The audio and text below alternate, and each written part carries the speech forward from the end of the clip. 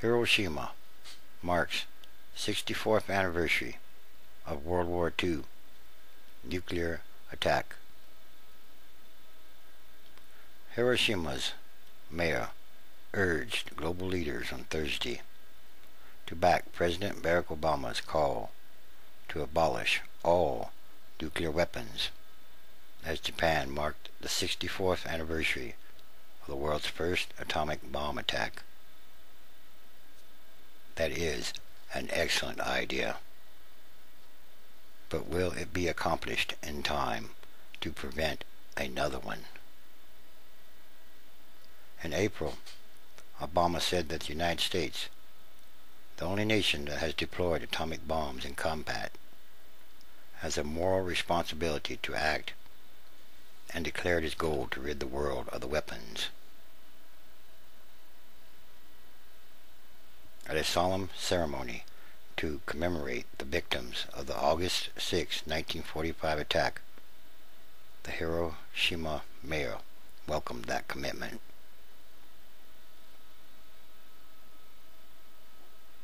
The bombed-out dome of the building, preserved as the Hiroshima Peace Memorial, loomed in the background as he spoke, and hundreds of white doves were released into the air as he finished speaking.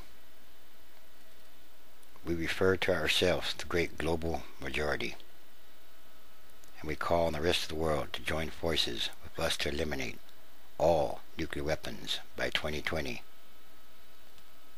How about eliminate all nuclear weapons right away? Probably not quite possible yet. Something else or more has probably got to happen.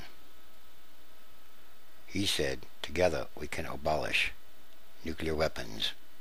Yes, we can. Approximately 50,000 people attended the ceremony, including officials and visitors from countries around the world, although the United States did not have an official representative at the ceremony. Hiroshima was instantly flattened, and an estimated 140,000 people were killed or died within months when the American B-29 bomber Enola Gay dropped its deadly payload in the last days of World War II. 3 days after the attack on Hiroshima, the U.S. dropped another atomic bomb on the city of Nagasaki, killing approximately 80,000 more people. Japan surrendered on August 15th, ending World War II. A total of approximately 260,000 victims of the attack are officially recognized by the government, including those that have died of related injuries or sicknesses in the decades since. The Japanese Prime Minister also spoke at the ceremony, saying he hoped the world would follow Japan's efforts to limit nuclear proliferation. Japan will continue to uphold its 3 non-nuclear principles and lead the international community toward the abolishment of nuclear weapons and lasting peace, he said. The 3 principles state that Japan will not make, own, or harbor nuclear weapons. Yes, if only the whole world could do that.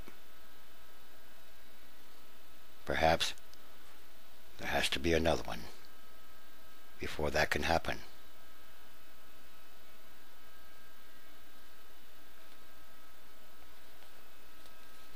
And the anniversary passed during a period of heightened tensions in the region, just months after North Korea conducted an underground nuclear test blast in May. And then, what about Pakistan and its nuclear weapons?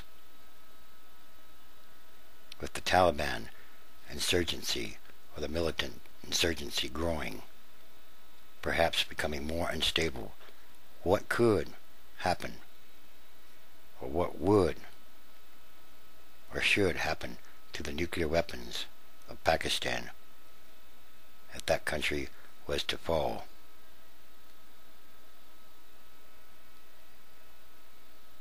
happen then. And then there's Iran. Iran is trying to obtain or make a nuclear weapon. So, nuclear proliferation is not working. It's not working out at all. Anyway, perhaps there is something else. Here's something else that might be connected to this. U.S. has 2 more years in Afghanistan.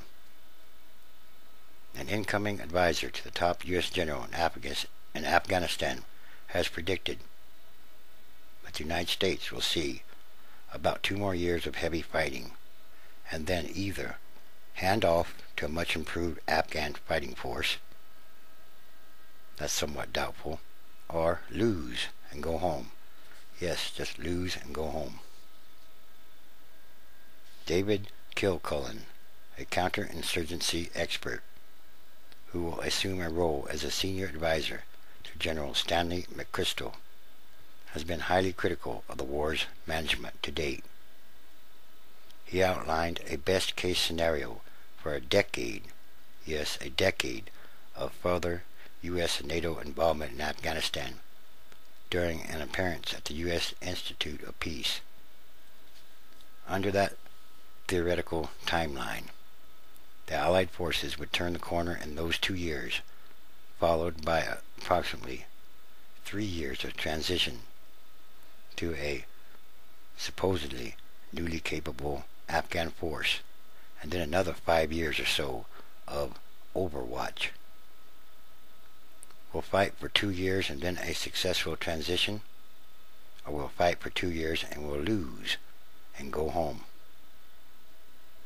I think we need to persist, he said, but with some pretty significant limits on how much we're prepared to spend, how many troops we're prepared to send, and how much longer we can do this for. Separately, the Obama administration is developing new measures of success in Afghanistan, something top military leaders promised Congress months ago. Some of the yardsticks would apply to the Afghan government, some to its armed forces and police, and some to the United States. Obama announced a retailored war strategy in March, with a streamlined focus on ensuring that Afghanistan cannot be used as a safe harbor for Al-Qaeda. Well, they've been working on that for 8 years now. So, in reality, how much longer will it take? Obama has committed 21,000 additional U.S. forces for Afghanistan this year, roughly doubling the U.S. footprint to 68,000 in 1 year. The Taliban-led insurgency is pursuing a classic strategy in which a militarily weaker force avoids direct warfare and sits back to wait us out till we get tired and go home. Once again, kind of like the Vietnam War. So, did they learn anything from the Vietnam War? Or is it just being repeated all over again? And could this Afghanistan war, Pakistan thing, turn out to be even worse? It could be. It's possible. And something else that might be connected. Reports probe of Taliban chief's death. U.S. and Pakistani authorities are investigating reports that the Pakistani Taliban chief, Masood, was killed in an American missile strike. Officials from both countries have said. F confirmed. His demise would be a theoretical major boost to Pakistani and U.S. efforts to eradicate the Taliban and Al-Qaeda. Yes, so for 8 years they've been trying to eradicate the Taliban and Al-Qaeda. So, there's a lot more than just one leader. The Taliban have many leaders. And somebody will probably take his place. He wasn't really the main leader. So, what will be the end result of the Afghanistan war? What happens if the country of Pakistan collapses? What happens to all the nuclear weapons? Anyway, there's something more going on here, something much bigger. And these are more signs of the end times transition days. And there are many, many signs all around the world happening day by day.